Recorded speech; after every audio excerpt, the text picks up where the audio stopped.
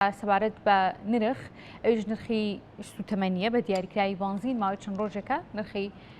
بنزین لە بازاڕەکانی هەرێمی کوردستاندا بەرز بۆتەوە. دیارە ئەمەش جۆرێک لە ناڕزایی لێکۆتۆ لەلایەن هاوڵاتیانە و هۆکارەکەی بۆچی دەگەڕێتەوە بۆچی بە دیاریکراوی لەم چەند ڕۆژی ناو پشووی جژنی قوربانی پیرۆزدا هۆکارێک بۆ بەرزبوونەوەی نرخی بنزین و دیارە ماوەی چەند ڕۆژێکیشە نرخی بنزین بەرز بۆتەوە خواستی لەسرە و بە ئەوی باسیشی لێوەکرێ بەهۆی هاتنی گەشتیارانەوەیە، بەڵام ئەمە تا چەند وەڵامێکی دروستە و نرخەکەیشی جیاوازی هەیە لە پارێزگای لە هەولێری پایتەختی هەرێمی کوردستان 50 دینار بۆ بنزینی نۆرمال، لە سلێمانیش هەر سێ جۆری ئەو بنزینی کە ڕێگە پێدراوە بفرێشێت و مامەڵی پێوەکرێ 25 دینار نرخەکانیان بەرز بۆتەوە. و لەسەر ئەم بابەتە دەوەستم هۆکاری بەرزبوونەوەی نرخی بنزین لە بازاڕەکانی هەرێمی کوردستاندا بۆچی دەگەڕێتەوە و ڕێگە چارەسەریەکانی چییە؟ ئەم بەرزبوونەوەی درێژە دەکێشێت هەتاکەی لە کاتێکا ئیسە وەرزی گەرمایە ڕەنگە لە وەرزی زستاندا زیاترە مەمانوەتی کردبێت بەدی کردبێت کە نرخی بنزین بەرز دەبێتەوە و نرخی سوتەمەنی بەرز دەبێتەوە. من میوانێکم لەگەڵا بێت لەسەر ئەم بابەتە گفتوگۆی لەگەڵاکەم وەڵامی پرسیارەکانی خۆم و ئێوەش لە وەردەگرمەوە بەڕێز بەهمەن قادر و تەبێژی کۆمەڵی بەنزینخانەکانی سلێمانی ڕاستەوخۆ لە سلێمانی و میوانی ئێمە بێ گفتوگۆکان ئەگەر ئامادە بێت گفتوگۆکان لەگەڵیدا دەست پێ دەکەم. بەڕێز کاک بەهمەن. بەڵێ بەڕێز بەهمەن قادر و تەبێژی کۆمەڵی بەنزینخانەکانی سلێمانی ڕاستەوخۆ میوانی ئێمە گفتوگۆ بابەتی لەگەڵاکەین. کاک بەهمەن زۆر سپاسی ئامادەبوونی جەناب دەکەم. هۆکاری بەرزبوونەوەی بنزین چییە لەم چەند بەم شێوە بەرچاوە؟ سڵاو ڕێز بۆ جەنابتان. دیارە هۆکاری بەرزۆبوون ئەوەیە کە بازاڕی سوتەمەنی بەعام بازارێکی ئازادە و بەرزۆبوون و دابەزین لە کارەکەی ئێمە ئەبیندێەوە بە جەناب بیشتمان و بە خەڵکیش ماوەتۆ دایم. لە دە ڕۆژ لەمەوە پێش تەبعەن سوتەمەنی بە تایبەتی بنزین لە پارێزگاکانی کەی هەرێمی کوردستان گران بوو، بەڵام ئێمە لەبەرەوەی کە جەژن بوو و ئەرکێکی زۆر ماخزە سەرشانی خۆمان گران بوون ڕووینا لە پارێزگای سلێمانی، بەڵام ڕۆژی پێنجشەمە بۆ هەرسێ جۆری بنزین سۆپەر محەسەن نۆرمال 25 دینار گران بوو و غاز LPG 25 دینار دابەزی. هۆکارەکەیش ئەوەیە کەمی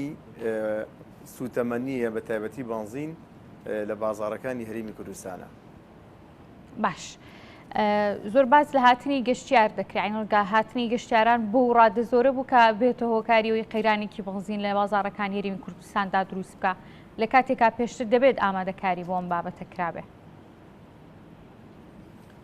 لە ڕاستیە بەو شێوە نییە کە گەشتیار ئەوە تەسیری لەسەر ئێمە داناوێ بۆی کە بڵین لەسەر بابەتێ حساب بۆ بابەتێ نەکەین کە گەشتیار ڕۆکاتە هەرێمی کوردستان و حساباتمان نەکرد بێ. بابەتەکە لەوە نییە سوتەمەنی خۆی کەمە نەک گەشتیار تەسیری هەبوو بێ لەسەر فرۆشتن لە بەنزینخانەکان و گران بوو بێت. باش دەنگۆیەک هەبوو کە حکوومەتی عێراقی هاوردەکردنی بنزینی بۆنیوە کەم کردوتەوە. هەم دەمێ وەڵامە دروستەکە لە جنابە وەربگرم و فعلەن ئەگەر دروستە ئەو کاریگەری دروست کردو کە بێت هۆی بەرزبوونەوەی بنزین لە بازاڕەکانی هەرێمی کوردستانە. بەڵێ خۆی ئێمە حەزەکەم با لەوە دەست پێ بکەین بزانین بنزین لە هەرێمی کوردستان و لە شوێنێکەوە دابی نەکرێ. ئەوەی کە دابی نەکرێ بەشێکی لە ئێرانەوە دێ، بەشێکی لە ناوخۆی هەرێمی کوردستان و بەشێکی لە خواروی عێراق. دائیم ئەو ئیشانەی کە لەبەرەوەی لەسەر سیستەم نییە ئەم حاڵەتە ڕووەیە، چونکە کاتێک کە بەنزینخانەکانی ئێمە بە بازرگانی بنزین ئەکڕن ئەکەوێتە بازاڕی ئازاد و بازاڕی ئازادیش دائیم کەشتێک کەم بوو خواستی لەسەر بوو گرانە بێت. حکوومەتی عێراقی لەم بابەتەی ئێمە چونکە ئێمە سعرەکانمان لە حکومی وەرناگرین کە تەسیری هەبێ لەسەر ئێمە، لەبەر ئێمە بازاڕمان ئازادە و پەیوەندی بەوە نییە. باشە واتە ئەم بابەتی کە باسی لێوەکرێ کاریگەری دروست نەکردووە؟ بۆ ئێمە تەسیری نییە نەخێر. باشە کاک بەهمەن هەتاکوکەی بەم جۆرە دەمێنێتەوە بەرزبوونەوەی نرخی بنزین؟ ئێمە دایم ڕاستگویانە لەگەڵ کارەکەی خۆمانە ئەڕۆین و قسەیش بۆ جەنابتان و بۆ کەناڵەکانەکەین. لەم کاتە بنزین ڕووی لە خوار نییە، ڕووی لە سەرەوەیە. ڕووی لە سەرەوەیە. نرخەکەیشی لە پارێزگای هەولێر و لە پارێزگای سلێمانی جیاوازی هەیە. لە پارێزگای هەولێر بۆچی بۆ ڕێژە بەرچاویان 25 دیناری فەرقە هۆکار چییە کە یعنی لە سلێمانی بەم جۆرە و لە هەولێر بۆ جۆرە بینرێت پەیوەندی بەخواستەوە هەیە یان جۆر و کاڵەتی بەنزین چ جیاوازێکی پێوە هەیە؟ بەڵێ ئەوەی کە لەسەر شانی ئێمەیە ئەوەی حەقا ئەوەکەین و پاشان وەکو پارێزگاکانی کەی هەرێمی کوردستان دائیمە سلێمانی هەم لە ڕووی کوالیتیەوە هەم لە ڕووی نرخەوە ئێمە دائیم بە درێژایی چەند ساڵی ڕابردوو هەر سەعرمان لەوان هەرزانتر بووە. باش ینی ئەم بەرزبوونەوەیە کە لە نرخی بنزیندا تەنها سوتەمەنی لە جۆری بنزین نەگرێتەوە یان جۆرەکانی دیکەی سوتەمەنیش بە هەمان شێوە کاریگەریان پێوە دیارە؟ زیاتر بنزینە گەرسێکگەن ئێمە عکسی ئەوە بڵێن غاز LPG دابەزینی بەخۆیەوە بینیوە کە ئەو گرانبوونی بینی بەڵام ئەو عکسیەوە دابەزینی بین بەڵام بە تایبەتی بنزین. باشە ئەی بۆ نمونە لە کاتێکا کە قەیرانێک دروست دەبێت خواستێکی زۆر ترسێک و دڵڕاقیەکی زۆر لەلایەن هاوڵاتیانەوە دروست دەبێت لە ماوەی چەند ڕۆژەیە کە نرخی بنزین بەم جۆرە بەرز بۆتەوە خواستەکانی هاوڵاتیان بۆ تۆی کە مەترسێک دروستکە قەیرانی بنزین بینیومان لە ڕابردوودا لە ماوەی چەند سەعاتێکدا چی دروست کردو چ کاریگەریەکی دروست کردو دواتریش بارودۆخەکە ئاسایی بۆتەوە ینی ئەم مەترسی لەسەر ئەم بەرزبوونەوەی کە ئێستا بەدی دەکرێت؟ وڵای ئەگەر سێرکی خۆی 25,000 گران بووە ڕاستە هەر ناخۆش هەرچەندێک بێ بەڵام بەو شێوەیەک قەیران دروست بێ یا بنزین دەستنەکەنا بنزین هەر هەیە لە بازارە بەڵام کاتێک کە پێویستیاتە یا زەروریەتە کە بکڕی ئەبێ بە گران بکڕی بە گران بی بە هاوڵاتی بەڵام وەکەوەی کە حاڵەت دروست بێ بە هیچ شێوێشتی وە دروست نابێ. باش لە ماوەکانی ڕابردوودا گلەی خەڵک لەسەر ئەوە بوو کە ئەما کەم بە دەرفەت ئامادەبوون جنابتەکەم بە دەرفەت یعنی کێشەکە ئەوە بوو کە یا گلەیەکە ئەوە بوو کە نرخی بنزین هەر خودی بنزین لەناو هەرێمی کوردستاندا نرخی زۆرە بە ئێستایشەوە نەچۆتەوە ئەو نرخەی کە لە ڕابردوودا هەی بووە ینی چاوەڕێ دەکرێت لەگەڵەوەی کە موچە و بودجەی هەرێمی کوردستان پرۆژه یاسایی بودجە لە ناو عێراقدا بە شێوەیەکی ئاسایی جێبەجێ بکرێ نرخی بنزینیش بچێتە ئەو چوارچێوەی کە پلانەکان بیگرێتەوە و چارەسەر بێت و دابەزێت؟ لە ڕاستیە ئێمەش جانی وەکو چاوەڕێ ئەوە ئەەکەین کە هەموو کێشەکانی کە هەل بێت بنزینیش تەبعەن وەکو سوتەمەنی بەعام با باسی غاز و گاز و نەوت و بنزینیشکەین چکە هەمووی پەیوەندی بەیەکەوە هەیە ئێمەش چاوەڕێوەکەین لە داهاتوە گەر ئەو هەموو کێشەکەڵەکە بۆ هەیە هەل بێت ئەم کێشەیری کێ بێلەوانە کە هەل بێت چونکە بەڕاستی مەسەلەی سوتەمەنی تەئسیراتی تەواوی هەیە لەسەر ژیانی هاوڵاتی هیوادارین ئەوە هەل بێ کە ئێمەش وەکو خواروی عێراق بنزین بتوانین نۆرمال بین بە 450 مەحەسەن وەکو ئەوان سۆپەر وەکو ئەوان غاز وەکو ئەوان نەوتی سپی بە هەمان شێوە ئێمە وەکو بنزینخانەکان ئامادەیمان هەیە هەست کات تشتێکی باش ڕوو بات ڕووکاتە هەرێمی کوردستان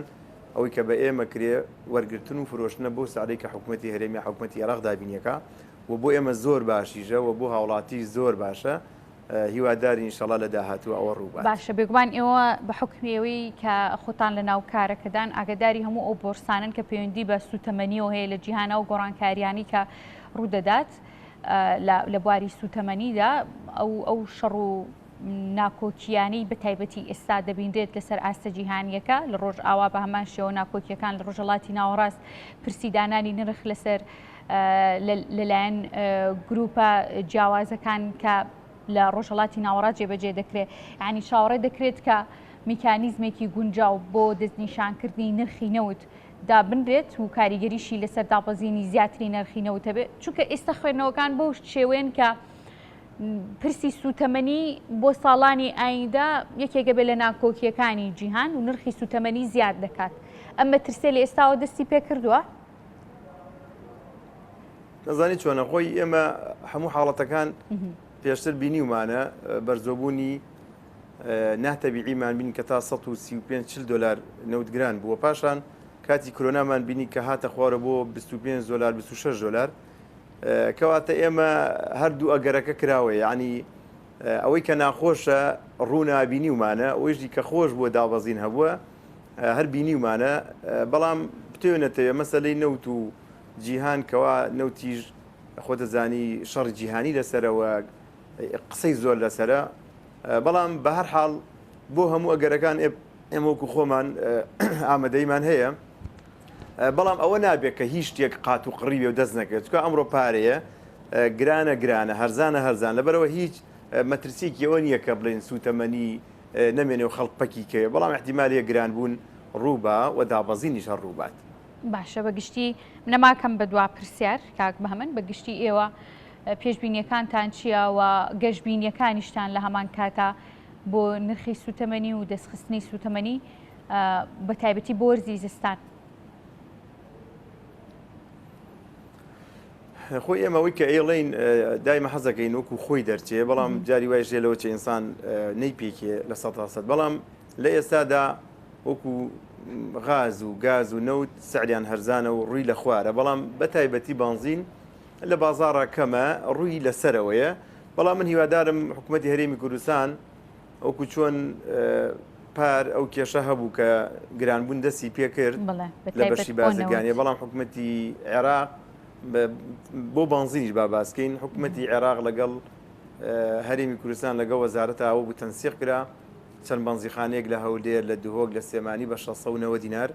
بانزینیان دابین کردوە خەڵک ڕاستە کێشەی هەبوو لەگە کوالێتەکەیە بەڵام بەعام ڕێگریکی باشی کرد لە گرانبوون و بەرزۆ نەبوونی زیاتر لە حەد من هیوادارم حکوومەت لەم کاتا پێشەوە بگەین بەو مەرحەلە کە گرانبوونێکی ئەوە ڕووباکە هاوڵاتی زۆر نیگەران بێت ئەو بۆکو چۆن ئەڵی دەستکاتەوە بۆ کارە باشە کە سوتەمەنی دابینەکە بە نرخی کێرزان و لە بەنزیخانەکانە ئەفرۆشرا من ئەو داوام هەیە و دەستخۆشی بۆ جەنابتان ڕێز و سڵام هەیە بۆ کارمەندان بەگشتی. ئێمەش سپاسی ئامادەبوونی ئێوە دەکەین بەڕێز بەهمەن قادر و تەبێژی کۆمەڵی بەنزیخانەکانی سلێمانی کە ڕاستەخۆ میوانی ئێمە بووی دووبارە سپاسمان دوو نەبیت.